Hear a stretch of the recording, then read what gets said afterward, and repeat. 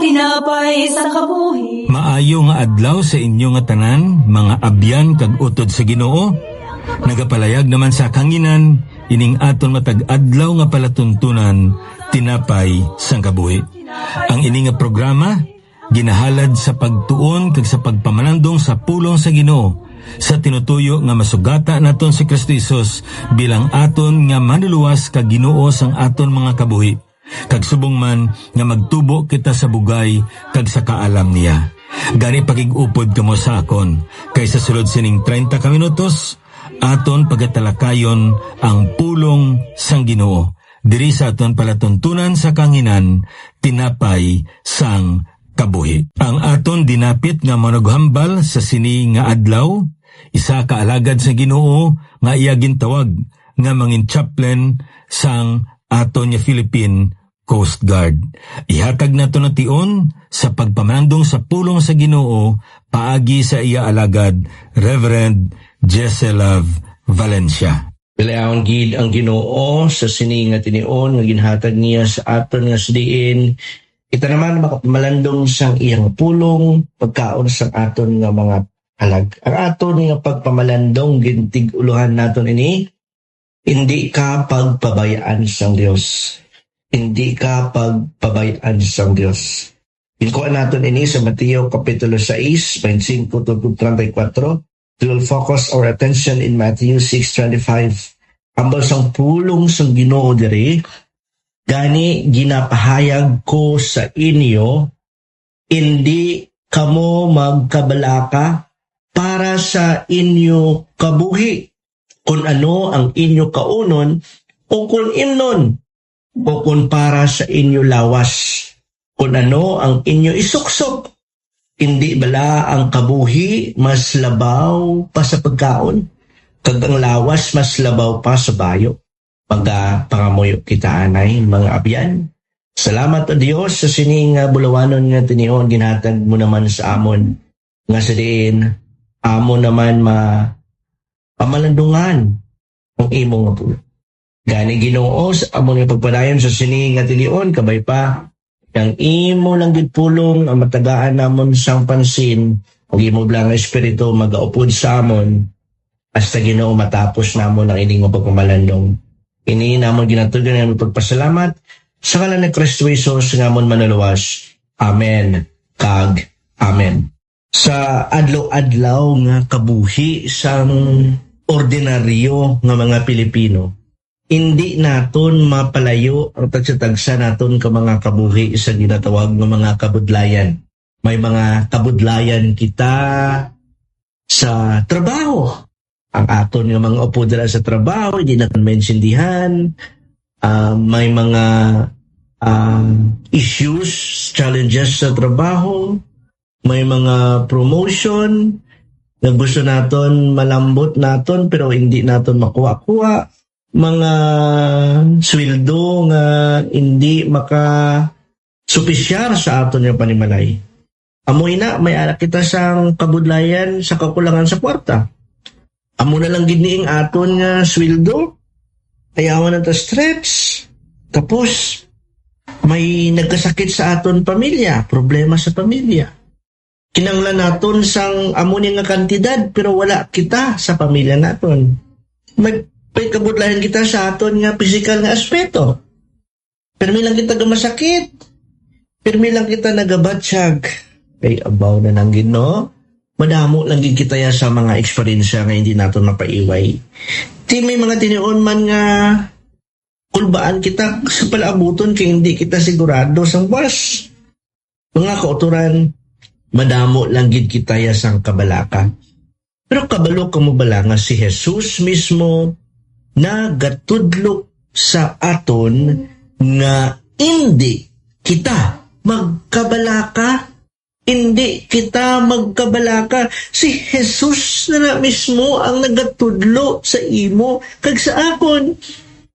Kung si Jesus na gani nagatudlo sang amo sini nga kamatuoran sa imo kag sa akon, hindi pa bala kita magsunod. Hindi pa bala kita magpati? Hindi pa bala naton ikonsiderar ini? Ang Mateo Kapitulo 6, 25 to 34 nagasiling sa mga Sermon on the Mount. Nga sa diin, ginpakita ni Jesus ang kabuhi na may pagsalig sa Dios. Kung si Kristo Jesus gani nagapakita ng nagatudlo sa pagsalig sa Dios sa isa ka kabuhi, much more kita nga mga tinugal lamang sa Dios. Kung si Jesus Christ nag-exemplify sang kabuhi nga may pagsalig, nga aabi kita hindi. Mga kauturan, simple lang ang mensahe diri sa sini nga pagtuon, pero dako-dako ang impact sini sa panakabuhi. Hindi ka pagpabayaan sa Diyos. Hindi ka pagpabayaan sa Diyos. Isa ini ka pa andam mga utod, mga abyan sa kanginan, kag promesa para sa tanan nga nagasalig sa iya.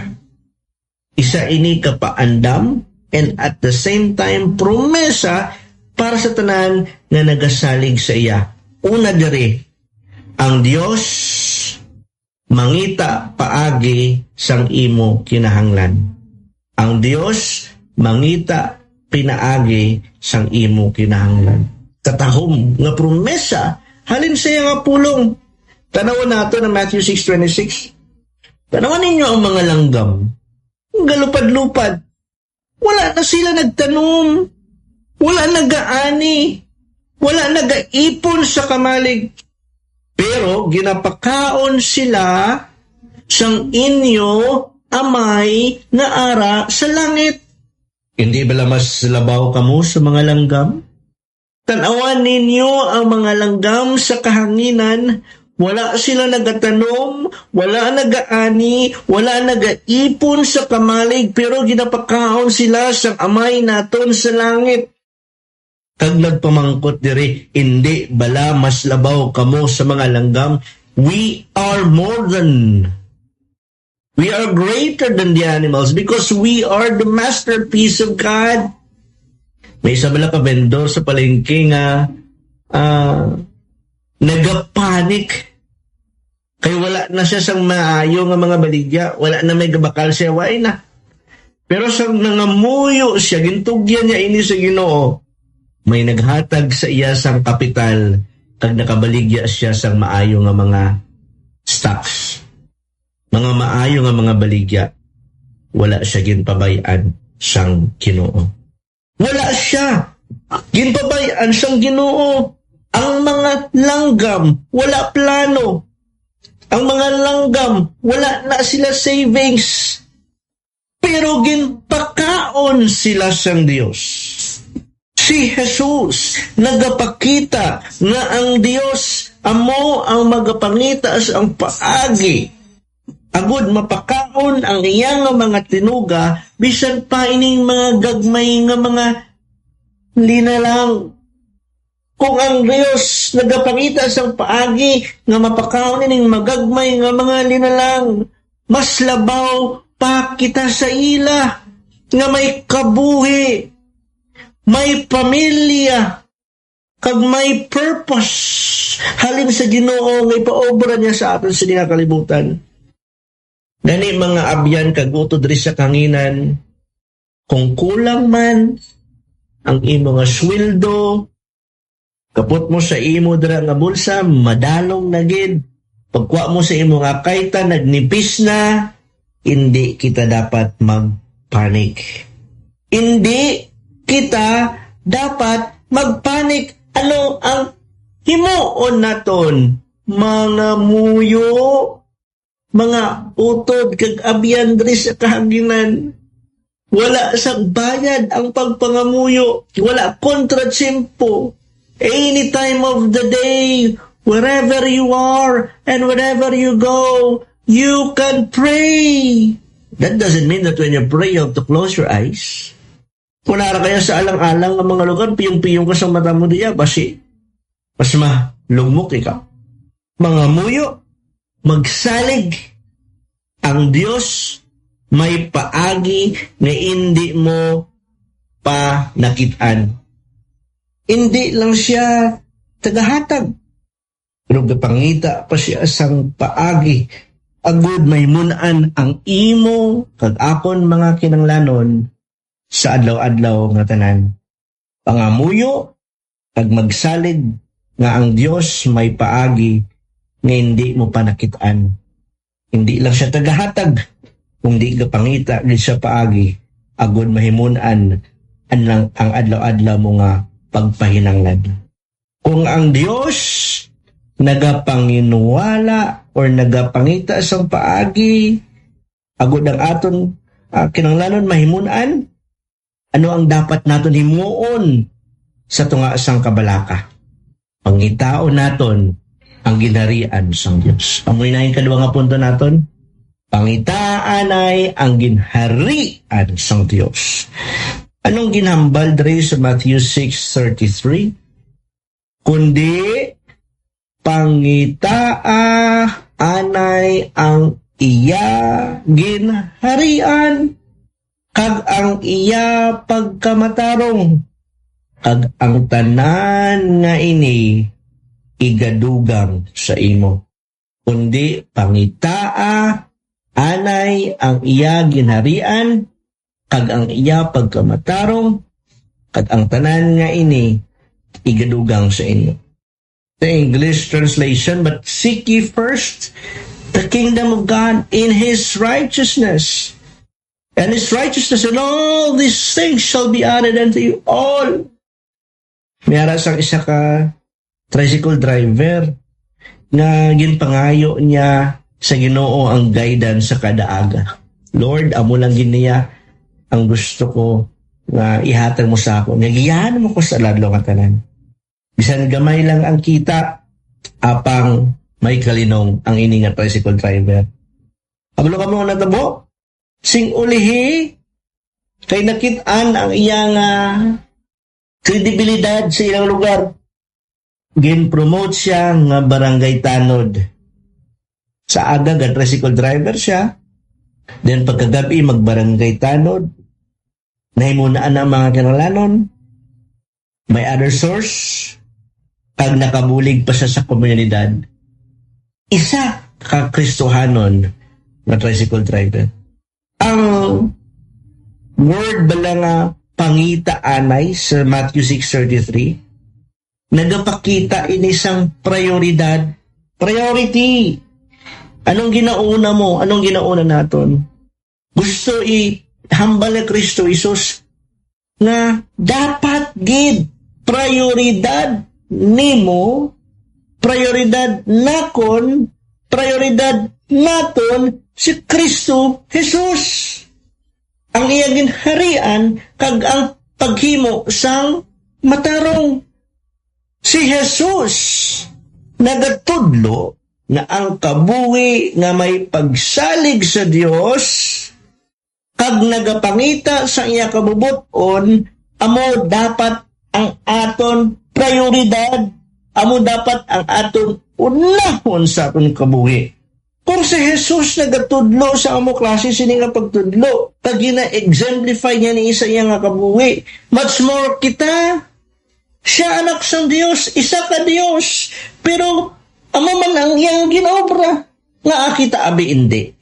Mga kauturan, ang mga material nga bagay masunod na lang na, idugang na sa Ginoo. Pero kung amo na yung unahon nimo, may katapusan na sila. Abi nimo malipay ka sa sining mga butang, pero hindi gini mas ginapapalay pa sa Ginoo.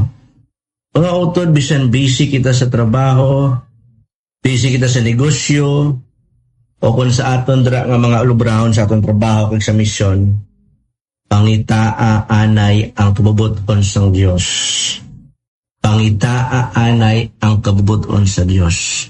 Ano bala ang pagkilala sa mga tao, mga co-workers mo, sa palibot mo, sa imo trabaho? Okay lang bala nga hindi ka makapanimbahon, maka-absent ka sa mga pagpangalagad sa Ginoo tungod sa trabaho nimo? Nga kung tanaw naton ang nagatag sa trabaho naton ang Dios. Nga ginakalipatan naton ang Dios subong sa aton yung mga trabaho. Sa trabaho, make it to a point na kung pwede every Sunday, day off mo.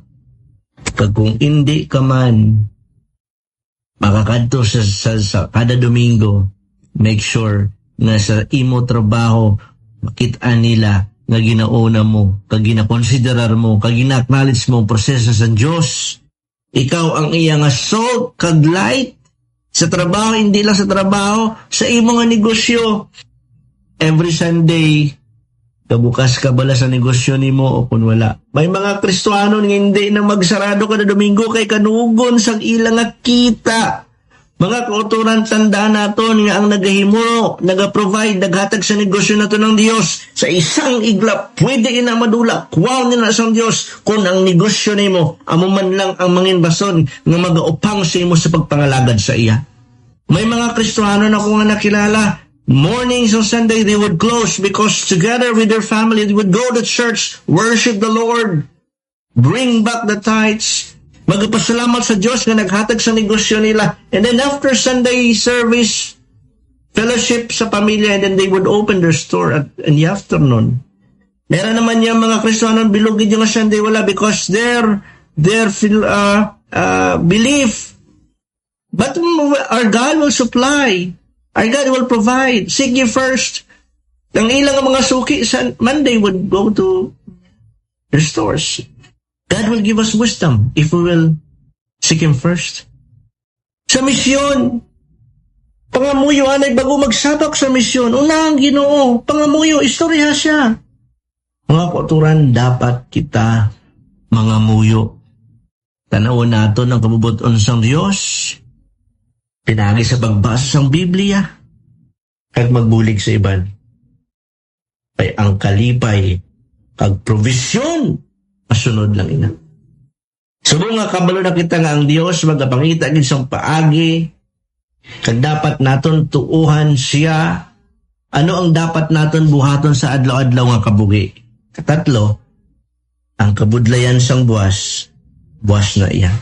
Matthew 6:34, ang basang pulong sang Ginoo diri.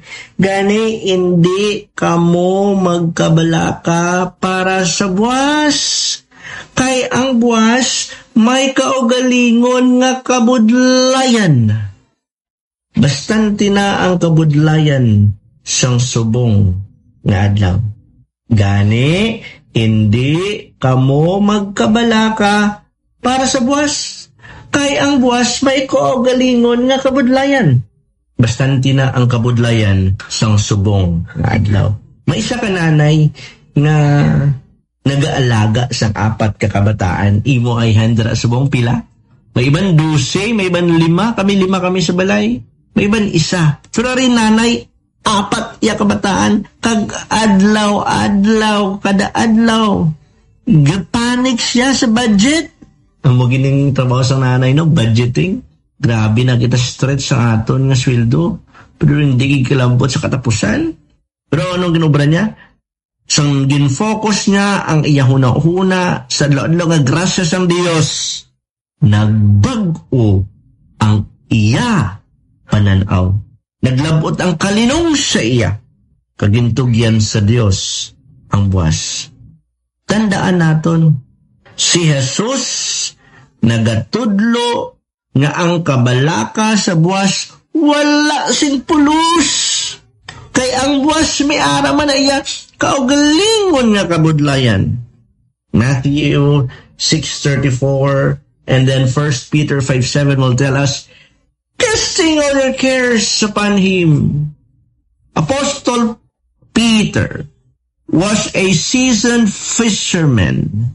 Siguro ibandray sa aton kung ikaw nagapamati sa kanginan, basiara ka man dira sa dagat, samtang pangisda ka mo dira, gapamati ka mo sang pagwaragwag sa pulong sang Ginoo. Kamo maka-insindigid kamo nga ang isa ka fisherman sa kung maghaboy ni siya sa iya nga pukot, way na siya gapugong-pugong, way na siya nagapanghinayang, way na siya 50% lang ang ilubog niya dira sa tubig ang pukot. Hindi na pwede kakuha sang isda. For a fisherman to catch the fishes that he wanted to catch, ihaboy na sang bugos ang pukot. with all the strength, letting go of the net. Amo man na ang gusto nga ipawatig ni Apostol Pedro sa aton, ihaboy na ang tanan dira nga may ara kag ginakabalak-an sa Ginoo. Ihatag na tanan sa Ginoo, iduhol na tanan sa Ginoo. Ano ba lang mga kabalaka nga may ara kita sa aton tagipusoon? Ano ba lang kabugatan nga may ara kita sa aton physical, emotional, lain buot sa isig kapareho sa aton mga kaingod. Batsa kita sa aton ng mga lawas. Tanan nga kabalaka, ihaboy na tanan sa Ginoo, casting all your care sa panim, mga ginakabalakan naton sa kabuhi. Kay ang Dios nagapalangga sa aton. Mga utod, ang grasya sang Dios para sa subong nga adlaw sapat na nakayo. Can you imagine the life that God has given you? Makaginawa ka sa adlaw nga tanan, bisang gahigda ka, naginhawa ka man Japon, bisang gatulog ka. Dapat ang focus naton sa subong para sa Ginoo. Hindi kita dapat magpadala sa kabalaka sa buwas. Himua ang maayos subong. Pangamuyo subong. Pag mag-ubra sang maayos subong.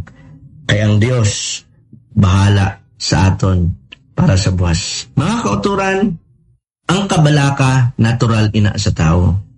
Pero si Jesus nagatudlo sang mas maayo papaagi. Kay ang Dios nagapangita sang paagi, agud mahimunaan ang aton kinahanglan. Pangitaan ay ang ginarian sang Dios, kay ang kabudlayan sang buwas na iya. Mga utod, tandaan mo gid ini. Hindi gid pagkalipati. Hindi ka pagpabayan sang Dios. Hindi ka pagpabayan sang Dios.